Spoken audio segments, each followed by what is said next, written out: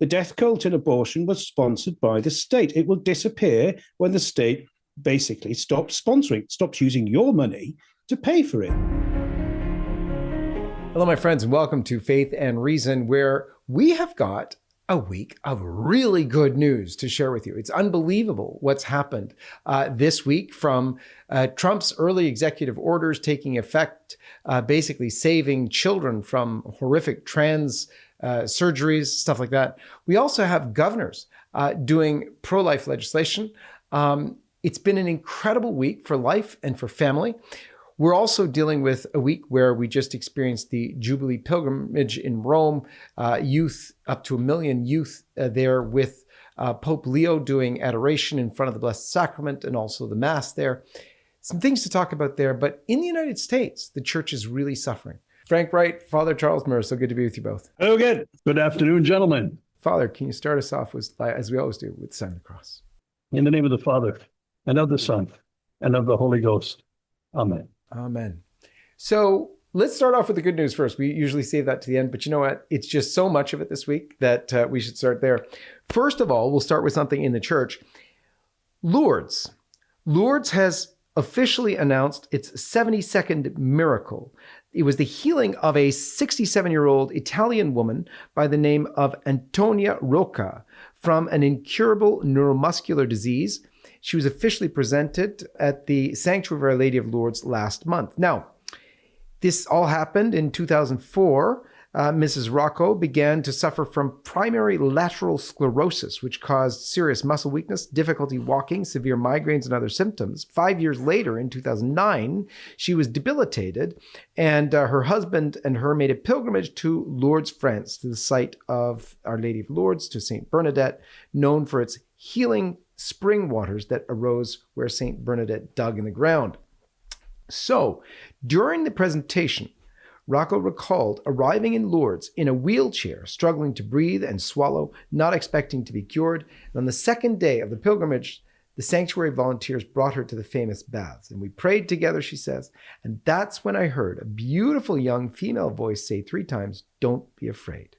At that moment, I burst into tears and prayed for the intentions I had brought with me.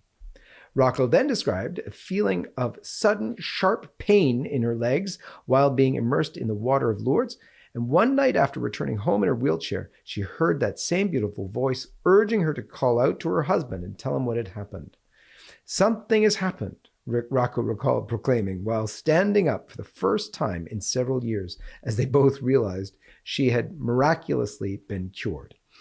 And super beautiful story there, Father. You can go read the full details at lifesitenews.com. But I wanted to ask you this. There's this one detail in the story, Father, that just makes me go, what? So you'll read this in the story at LifeSite. Back in April, get this, after 16 years of extensive medical, pastoral, and canonical examination, Rocco's healing was approved as the 72nd officially recognized Lourdes miracle. Okay, wait a minute. 16 years of testing to make sure that this was a miracle, Father? Can you explain that one to us? You can never be so sure. This is one of the things that really attracts me to Lourdes. I love Lourdes. It's an absolutely fantastic place. It's a place of true grace. Grace is in the air. What I enjoy very much about Lourdes, when I was a young man, there were 54 miracles recognized by the church. Now you're hearing of Lourdes. When I grew up, Lourdes, they went to Lourdes, this miracle happened, that miracle happened, blah, blah, blah. Everyone experienced a miracle, it seemed. There were only 54 recognized. Very strict, the church is, on the recognition of a miracle. The claims can be made by anyone. Anyone can claim them. And I'm sure that there are other miracles, but the ones, they have to be proven. And the church is, at least in Lourdes, certainly in Lourdes, was very scrupulous on this. As a matter of fact, you might be surprised to know that most of the doctors that they had examining these cases were atheists. They wanted non-believers. This was the devil's advocate's kingdom, almost, to disprove. So that the ones that were shown as absolute miracles without a question were, in fact, without a question, miracles. That's the idea. And it bolsters everyone's faith to know this. Now you say this is what, the 70, what? 72nd, 72. 72nd miracle. Great. It's progressed since I was a boy. Therefore, but I mean, you can be sure there are thousands more, and interior miracles also, and miracles of faith, of people receiving their faith. How do you measure that? You can't. These are real, but the ones that can be proven, they have to be immediate. They have to have been diagnosed before going to Lourdes, the problem. They have to be immediate upon entering Lourdes, and they have to be examined by a doctor who is not necessarily a member of our faith, if at all, any faith. Objective. And they give us the right to say this is a miracle. That's fantastic. This is being treated seriously, unlike other places of alleged Marian apparitions. That's why Lourdes is such a beautiful and important place to all of us. Well, it is simply wonderful to see the grace of God appear. So obviously, but even as Father says, but after a long and scrupulous process conducted by people who prefer terms like spontaneous remission. That's to say, terrible conditions simply going away for no reason at all. I think it's marvelous. And also the fact that it is a strict process is one that simply reinforces the faith. It's important to remember as well what Father says is that these scrupulously documented and investigated miracles, simply the tip of the iceberg. And once again, a reminder that divine grace does and can and does enter the world to transform people's lives. Beautiful. But I wonder if someone at Lourdes thought, hey, if we get atheist doctors doing this, we might convert them as well. But maybe that wasn't the program. So atheists need a miracle all their own. Exactly. So we've got incredible news. I'm just going to run through a few of these because they're so momentous that's actually worth talking about even here. And this all happened this week. So on the abortion front, the Trump administration has revoked the Biden-era abortion rule allowing veterans to undergo abortions under the guise of medical care. So the Department of Veterans Affairs is reinstating the full exclusion on abortion and abortion counseling from the medical benefits package, which was removed in 2022. And really, you get the clearest depiction of what's going on in this quote from Susan B. Anthony, Pro-Life America. They said, the Biden administration's pro-abortion veteran affairs policy turned VA hospitals into abortion centers and violated federal law. Thankfully, this injustice is now corrected. So beautiful to return things back to sanity and stop from making the veterans hospitals into killing centers, which was that was so horrific just to think of it that way. On the IVF front, Trump also has some wins because you remember that insanity when we were talking about it, basically they were going to do an IVF mandate, every bit as bad as the contraception mandate that Biden was doing. Well, Trump was announcing he was going to do an IVF mandate. But sure enough, he's heard from the base.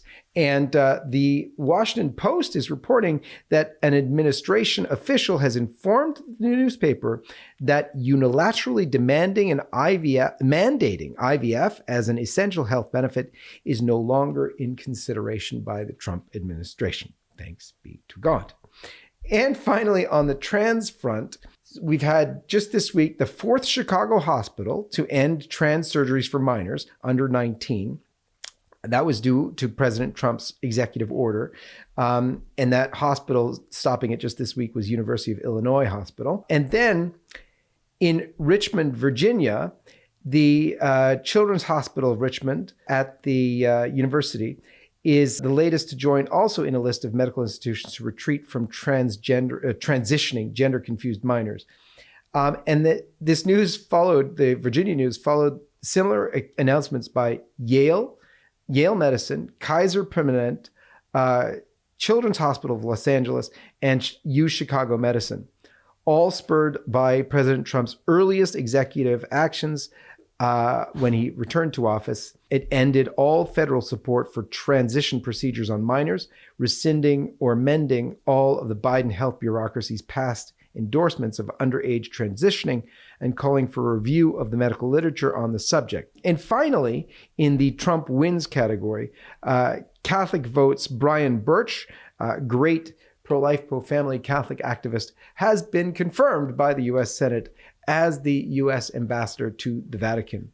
I wanted to stop there to let us breathe and just rejoice that all this good news is happening. You know, Frank, you've been accused many times of being an uber optimist with regard to Trump. This week, you're being proven correct. It may surprise you to learn that I am often called some rather insulting things. And I think one of the worst things people do say about me is that I am an optimist, a reckless optimist. I'm not an optimist. You know, I hate telling people things that aren't true, and I won't do it. What I'm trying to point out is, in this case, is that this madness has been sponsored by the state. This death cult has been sponsored by the state. And when the state stops sponsoring it, it will disappear.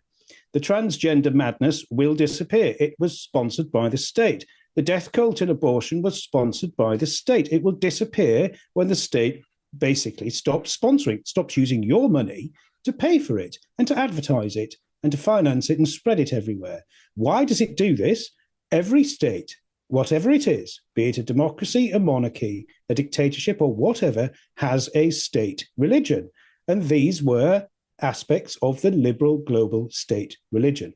This was their secular, godless, diabolical religion. That's why they spread it everywhere. That's why they used all our money to propagandize it and to basically finance an industry of death. And when you change the state religion from the secular religion of mankind and the cult of death to be inspired by the true religion, which is the Catholic faith and more broader Christianity, look at the change that you can do. This is the kind of change that is recommended in one of the encyclicals of the Catholic social teachings on civil government, that says that when the state is just, i.e., when it follows the natural order divinely created and inspired by God, people love it and the state will flourish. But when it doesn't, people will die and there'll be chaos and madness. And I think we can see that our Western world is beginning to detransition from that awful century-long nightmare we know as the liberal global experiment. So that's why I'm cheerful. That's why I'm a cheerful little hobbit. And don't you dare call me an optimist again. I was recalling, while the two of you were dialoguing about important matters. These are important matters, they really are. I was recalling 7th grade with Sister Mary John. And the question was about presidential mottos. Whose motto was it? A return to normalcy. And everyone was saying Franklin Delano Roosevelt. And I was the only one who got it right. Not that I was a great historian or student of history. I said, Warren G. Harding, in 1920, a return to normalcy. And it was exciting then because things had gotten so off track that normal was the epitome of wonderful. Well, this is where we are now. Getting back to normal is almost a reason for a parade, a ticker-tape parade. It's fantastic. It's fantastic. But it is a return to normalcy. Thank God. And I get a feeling it's not just here in the pro-life, but thank God it's in the pro-life because that's where we're suffering most of all. But in many things, in many attitudes that Americans are having, and not just Americans, I'm living in Europe. You would be surprised how many people are all of a sudden, the last couple of years, sympathetic to President Trump's agenda. It's amazing. It's amazing because they're seeing the fruits of it. They're seeing what it's producing. I think this return to normalcy is fantastic. Equal rights for normal people. So we've had a couple of governors take on the move to normal themselves, apart from Trump's work. Oklahoma governor, I got to read this because it's so beautiful. Not even what he did so much as his statement on it. Governor Kevin Stitt's executive order. It's instructing the state agencies to end all public funding to entities and individuals involved in or affiliated with abortion. And his post on social media, I just signed an executive order to shut down any backdoor funding of abortion-affiliated groups. Oklahoma is a pro-life state, and if you're tied to the abortion industry, you won't get a dime of taxpayer funding here. That was so beautiful. I thought, wow, fulsome pro-life, words from the governor. All of a sudden, I'm jealous of Oklahomans. I want to go live in Oklahoma. Seriously, could either one of you imagine this even 5 or 10 years ago? No. This is wonderful. This is wonderful news. He goes on a little bit. I'll read a little bit more from him because, obviously this came after the U.S. Supreme Court decision in the Medina versus Planned Parenthood case, which affirmed that states have the right to decide which providers can participate in their Medicaid programs. So here from the more official release, other than his really fulsome defense on social, which I loved, he said, Oklahoma is a pro-life state and our policies should reflect that at every level of our government. We won't allow tax dollars to indirectly subsidize and flow into the abortion industry under the guise of women's health. My order makes sure every public dollar aligns with our values and supports providers who respect life at every stage, end quote. So even the official announcement, it's still strong, amazing. And in New Hampshire, not nearly as courageous, but nonetheless, Governor Kelly Ayotte has signed into law 2 bills banning gender transition procedures for minors.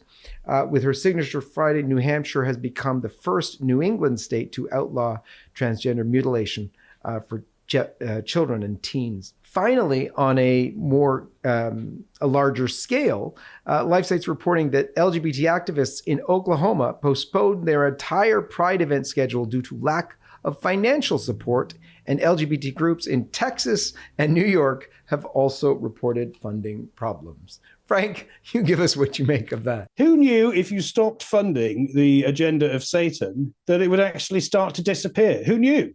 Who knew? Who knew that it was sponsored by the enemies of God and of civilization itself to replace your civilization with some kind of insane permanent social revolution that results in the radicalization of children to permanently sterilize themselves?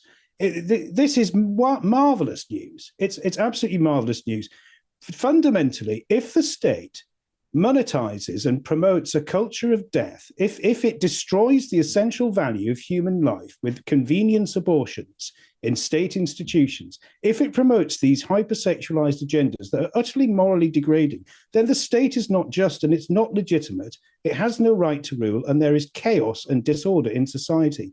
This is far more important than simply someone may object to, or your objections to the Rainbow Movement, or your objections to abortion or women's rights. This is about the justice of the state. This is not just the restoration of sanity to public administration. This is the state healing from decades of insanity and degradation. And it gives us hope for us all that we can turn a corner finally in the West and start to restore our civilization generally. Thank you so much, Father. Thank you, Frank.